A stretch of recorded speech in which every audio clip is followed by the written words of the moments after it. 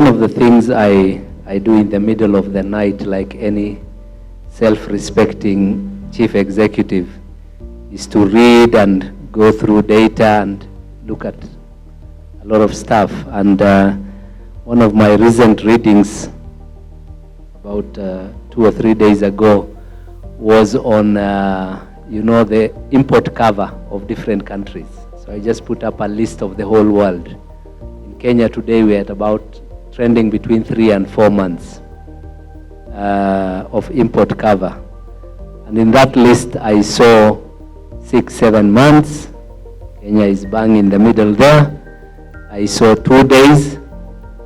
I saw 1 week of import cover. And I always try and do this comparison, because if you look at the picture that Julius was painting for the whole continent, there is also a need to look at the individual areas. So the southern part, low growth. In some of the countries, low population. Some of the countries have this hinterland, landlocked situation. East Africa is currently viewed very positively.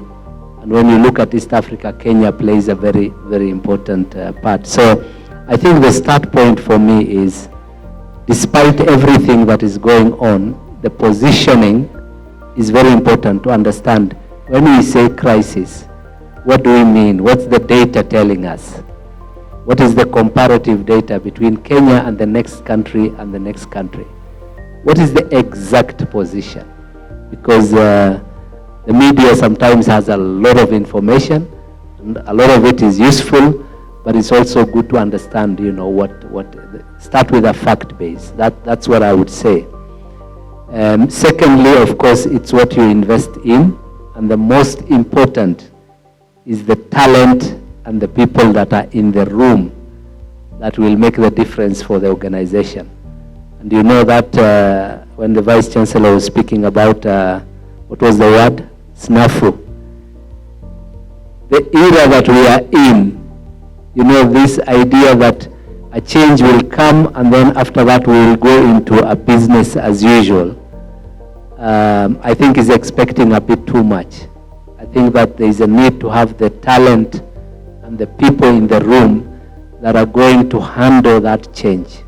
And I think it's becoming a key leadership competency, perhaps the number one leadership competency, dealing with ambiguity, change, crisis. I think the people side is quite important. There is a lot to say for technology and having the right solutions. People are talking a lot about AI now, not just in banking, but in medical and many other fields. It's transforming the world. How do we use that to stay ahead of the curve? Risk management, whether you are in banking or any other sector, becomes very critical. Risk is now not the thing you do after you've done your full strategy and then you come back and say, what are the risks in this process?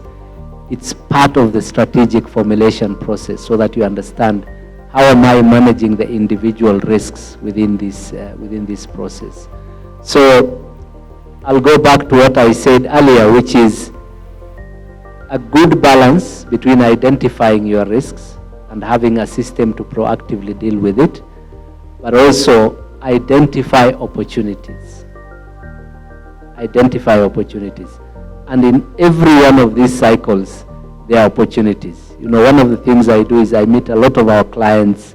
I'm on the road a lot, and they inspire me a lot. You find people changing depending on what's changing in the regulation, what is changing in the global environment, changing their whole business model, relocating if they need to relocate, and doing what needs to be done to ensure that the business entity, survives. And I think that is what is expected of us.